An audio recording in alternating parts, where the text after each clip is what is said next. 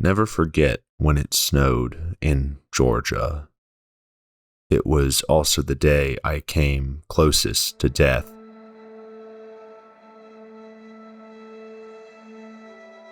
It was 2013, and I had lived in Jacksonville, Florida my whole life.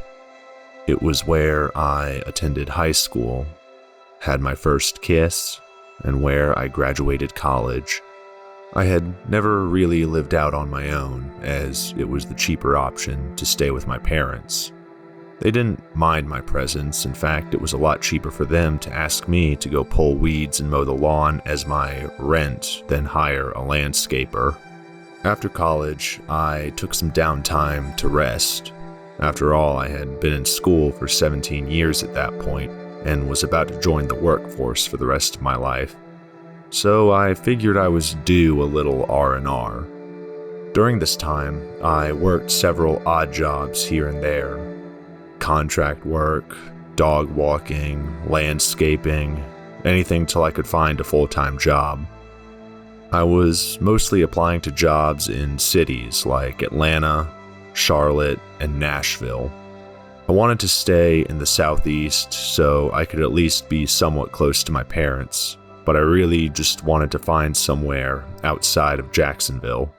Even at 22 and never once living on my own, I knew I had to get away for a little bit and carve my own path in this crazy world.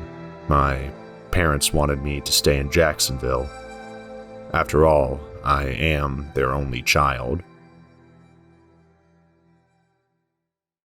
After months of applying to jobs and not hearing anything, eventually I became desperate. All my peers around me were getting jobs and moving on to the real world while I was stuck living at my parents' house, not finding work. Was I aiming too high? I started applying anywhere and everywhere in the Southeast. I had spent hours on my resume, but heard nothing. I'd get the interview here and there, but I heard the same thing. Not enough experience. It's tough for a recent graduate with no connections. Until one day. It was November. After months of hearing nothing, I got an email from a company in Georgia. They were based out of a small town an hour and a half outside of Atlanta. Not quite the location I was looking for.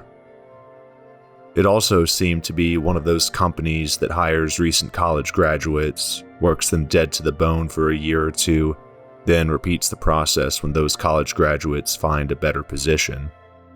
Beggars can't be choosers, I guess. I sent them an email, and they responded back within minutes and set up an interview over the phone. I quickly cleared my schedule, practiced my answers, and awaited the interview. It was 11:30 when the company called. I had practiced this. I'd let the phone ring twice, then answer it. After 2 rings, "This is..." I answered. "Hi, this is Brett over at... We have your resume here, and I just had some questions I wanted to ask you." Brett had a heavy country accent, and from his first words, I knew this would be quite a culture shock if I got this job and had to move to rural Georgia. We talked about my resume, the position, what would be expected of me, all the typical interview questions. I was nervous, sure, but it was nothing I hadn't prepared for. We got to the end of the interview, and Brett asked me, "Are there any questions you have for me?" "What are the next steps in the hiring process?" I replied. "I'll be reaching out to the supervisor for this position and tell him about our interview.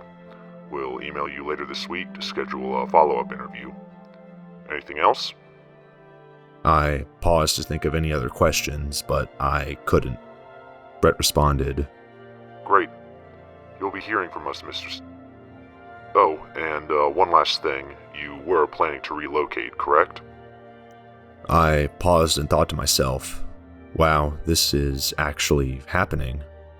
If I agree to this, I'll be moving to small town North Georgia, over 6 hours away from home. I could have said no. I could have said, I don't want to get burned out on my first job.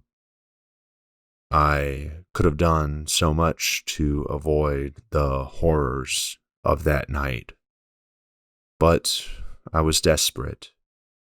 I needed a job. I needed experience. Yes, I said.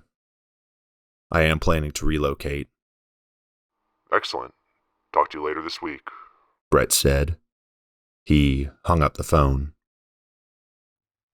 I won't bore you with the details of the rest of the interviewing/hiring process, but long story short, I got the job. My parents were proud, but they still hated I was going to be so far away. After all, I had been a presence in their house for 23 years at that point. We had to travel to see the town and go apartment hunting. A 6-hour drive from Jacksonville to the North Georgia mountains is about as gradual a culture shock as you'll get.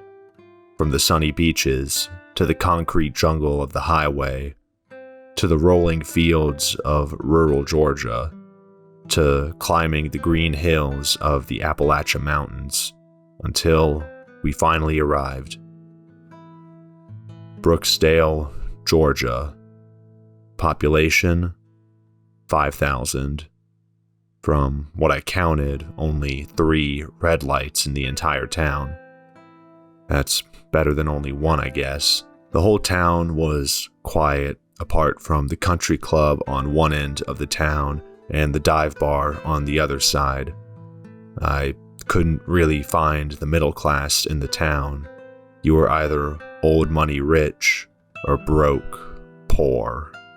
One of the best and worst things about the town was that there were only 3 apartment complexes. Not many options, but hey, it is what it is. The nicer one was all booked up, so that one was ruled out, and the other one we drove by had 2 out of 5 stars on Google. So that left one. Shamrock River Apartments. This one was located smack dab in the middle of the town between the country club and the dive bar. You turn into the complex on the main road going in and out of town. There was a cop car up front, which eased my mom's mind. When we got in, I noticed there were 2 styles of apartments. The more modern 2-story homes and the older single-story homes. The landlady, Abby, met us at the front office and showed us around. Fortunately, or unfortunately, they had a single-bedroom unit available. It was one of those older, single-story units. It was in the back of the complex, a single-story building with its back facing the woods. It was a row of doors leading to people's homes. The unit next to us had their windows open, and I could see an older gentleman on the inside watching TV and eating a sandwich. That was a strange feeling. The door to my apartment was a rugged blue color with the paint falling off. Abby opened the door to lead us in. The first thing I realized about this apartment was there was no central heating. What they did have was one of those AC units you see at the hotels that usually sit below the windows. Classy, but I knew I could tough it out for a year while I get this experience for my career. The apartment was shotgun style, a straight line. You open the front door in the living room, walk a few feet into the kitchen, walk a few feet into this little hallway that connected to the bathroom, walk a little more, and you're in the bedroom. All in a straight line. The bedroom gave me a feeling. Not good, bad, or even weird. Just a feeling. It might be because there was a sliding glass door in my bedroom that led directly outside into the woods. Or it's how close everyone felt in this complex. But there was a feeling.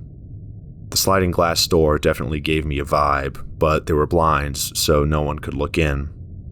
and there was even a metal bar so no one from the outside could get in. Seeing as how there was no other option, I took the unit. We went back down to Jack's, loaded up all my stuff, and moved into apartment K7 at Shamrock River Apartments in the big city of Brooksdale, Georgia. My first step into my new life, with my own place. When we had finished moving all my stuff, my parents had a good cry. I could tell they were proud of me, which meant the world, but it was time I carved my own path, even if that means being alone for a little bit. And as my parents drove away, that's when it hit me. In my new apartment, middle of nowhere, I was alone. That first night in the apartment was a tough one. I don't sleep well in new places, and I still had that feeling when we first checked out the unit. I had to keep the door in the bedroom open, otherwise air from the AC wouldn't get back to the bedroom. I slept with my back facing the open door, and throughout the night I kept getting the urge to turn around and look in the doorway. Whenever I did, there was nothing there, and I figured it was just my paranoia settling in, and eventually I'd get used to the new place. I'd also get used to having that sliding glass door in my bedroom. I started work that Monday, and the job was nothing to write home about. Typical 9-to-5 office work. I went through all that HR stuff before I could finally start working. The job sucked. It was a legit company, but some of the people there were scumbags. I got along fine with most of my new coworkers, wouldn't consider any of them potential friends, but it was what it was. I'd wake up, go to work, go to the gym, go home, rinse, repeat, all over again. I didn't plan on staying in this town long enough to make lifelong friends anyways. Have you ever been out somewhere and could feel a person standing behind you? Then, lo and behold, someone is? Or have you ever been in a crowd of people and you feel someone's eyes watching you? Then you look in the right spot and someone is gazing you down. That's what it felt like at Shamrock River. But it was impossible. I'd get up out of bed, walk through the whole apartment, turn on all the lights, but there was no one there. I'd open the sliding door to check outside, and all I saw was the darkness facing the woods. I bought a door jamb for my front door, so even if someone tried to kick it down, they couldn't. But it persisted. I never told anyone about this, because what was there to tell? Nothing was ever stolen, misplaced, or different. So that's all it was. The tingling up your spine, the imaginary eyes, the ghost in the wall. A month had gone by. I had to miss my first family holiday, Thanksgiving, but it was Christmas in a few days. I had plans to drive down to be with my parents. I just had to make it through another Friday. But when I woke up that morning, I got a text from my job. Due to weather conditions and icy roads, the home offices of will be closed on Friday. If you have any questions, please reach out to your supervisor. I went outside and I was greeted by a white wasteland. Blankets of snow covered the cars in the parking lot and the trees in the forest. Cold air caressed my face. My first snow day. I let the snowflakes fall and melt into my hand. I thought I'd see more kids playing in the streets, but there weren't. It struck me how quiet it was. The snow absorbing the ambience, like being in outer space. Having to spend another unexpected day in Brooksdale, I sat on my back porch watching the snowfall. I was hoping and praying the snow would clear up by tomorrow so I could get away from this freezing mess. Having Florida blood pumping through my veins, I'm not adept to the cold. My parents haven't seen snow since the 80s, so I pulled out my phone and snapped them a quick picture of the snow-covered forest. Snow day. Very cool. You joining that hiker? Hiker? Confused, I checked the picture, and sure enough, through the trees, you can make out the outline of a person. He looked like he was walking away from the apartments, but the closer I looked, the more I could see his face.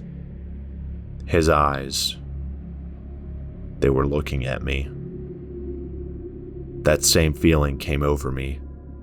I scanned the horizon, listening closely for any footsteps or sounds, but the silence remained. But there was nothing to worry about, right? I went inside, being sure to lower the metal bar of the sliding door. I did my check again. The bedroom, the bathroom, the kitchen, the living room. Nothing. Again. I stayed inside and watched TV for the rest of the day. I'd check outside often by peeking through the blinds, but every time there was nothing. Nighttime came, and the peaceful silence of the day turned ominous. Watching the snow fall through the orange streetlights outside my apartment made it look like ash was falling from the sky. I went through my routine, showered, washed my face, brushed my teeth while listening to YouTube videos. I'd check the weather frequently to see when it would stop snowing. It kept saying sometime tomorrow. I wasn't too pleased by this. As I laid down for bed and started to get comfortable, I kept repeating to myself, "It's part of paying your dues and going through this. It's part of paying your dues going through this." There was something calming knowing that being in this situation, a city beach boy living in small-town Mountain, Georgia, would pass. I go to turn my lamp off when a shimmer catches my eye. That's odd. I turn to look and see the metal bar of the sliding glass door was on the ground. Such a simple thing to send me into panic. I rise and slide the door open to check my surroundings. Didn't I put this down? I swear I did. I scan the horizon. I see nothing. I slide the glass door shut, making sure I put that metal bar down, draw the blinds, and go through my routine of checking. Bedroom, bathroom, kitchen, living room. Bedroom, bathroom, kitchen, living room. Bedroom, bathroom, kitchen, living room. I even checked the closet in the hallway, but nothing. I tried calling my parents, but the snow was making it nigh impossible to call anyone. I tried to stop pacing and start breathing. I kept talking to myself. You checked everywhere, and there's nothing. So what's the worry? Repeating that seemed to calm me. After all, what else could I do? I had checked everywhere. I double-checked the metal bar was down and the door jamb was up. So what else could I do? I stayed up a little while later and watched some mindless show, which put me on track to fall asleep. I drifted to my bed, checked the door jamb and metal bar one last time, then slowly drifted off to sleep. It was a hard night, that's for sure. Although I had managed to control my anxiety, I still had flare-ups. I'd still get that feeling of someone watching. But I guess I was getting used to it. When I woke, it was 4 a.m., and I was facing the sliding glass door. The metal bar is up, so that's good. I turned to face the other way towards the hallway, and I tried to get back to sleep, but nothing seemed to work. Then I slightly opened my eyes. I wish they were playing tricks on me. That tingling of the spine you get when someone is watching you, that heat on the side of your face in a crowded room, all of that came true. There, in my doorway, it stood. A shadowy figure, watching me. I dare not move. I dare not say a word, despite my urge to rise, tackle, and scream, "Get out! Get the fuck out!" Fear kept me glued to that bed. This figure, in total silence, watching me sleep in my home. Seconds felt like hours. Its gaze met mine. Its breathing I could see through the shadows. "Sleep," it said, a deep, raspy voice. I still not move for fear of my own life. I pray silently. I pray I get out. "Sleep," it said again. I saw its hands reach behind its back. I couldn't make out what it was going for. It slowly sauntered through the hallway, heading right to the side of my bed. I shut my eyes enough to where it looks like I'm sleeping, but I can still see him. It gets closer and closer. It's carrying something now. What was behind its back? Cold sweats pour from my skin. I focus with all my strength to look dead asleep. I don't think it's buying it. It stands above me while I sleep, looking down on me. It pulls whatever was behind its back. It stops, dead in its tracks. There, in that moment, and almost as quiet as the snowfall, it says one more thing. Sleep. Survival kicks in. I shoot up like an animal on high alert. I scream, "Get the fuck out! Get the fuck out now!" I don't care about protecting my apartment. I only care about survival. It lunges for me and grips my leg, pulling, dragging me away from my bed, through the kitchen, through the living room. I flail, I kick, I scream. I rear back and kick it in the head while it's holding my legs, still dragging me to the corner of the living room. It spins me around and corners me. I press my back against the wall and rise up. It grabs my throat with one hand, still clutching an invisible object. With the orange streetlights peering in, the streaks of light make it across my face. Get out! Get out! I stutter. It holds me in the orange light, gripping my throat. The creature, the thing, is holding a knife. It pauses. When it rears back the knife, driving it down, I close my eyes, awaiting death, and silence. The grip around my throat had loosened. Footsteps back away from me. My eyes open as I see it standing in the middle of the living room. Surrounded by darkness, I couldn't fully make out what was standing in my living room. With a moment of reprieve, I throw the door jamb out of the way and sprint out into the snow. I screamed my head off, calling for help. I ran through the apartment complex, and no one came to help me. But eventually, someone heard me, and at this point, it had stopped snowing. Police were called and they came to my apartment. When we walked through, everything seemed normal apart from the hole in the wall in my living room. I explained what had happened and asked if this had happened to anyone else in Brooksdale. They said no. A small search team went through the woods behind the complex, but nothing came up. It was all normal.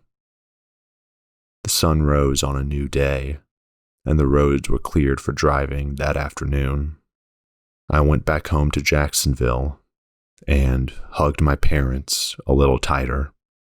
I told them everything. They insist that I return to Florida, but I told them no. I told them everything was okay now.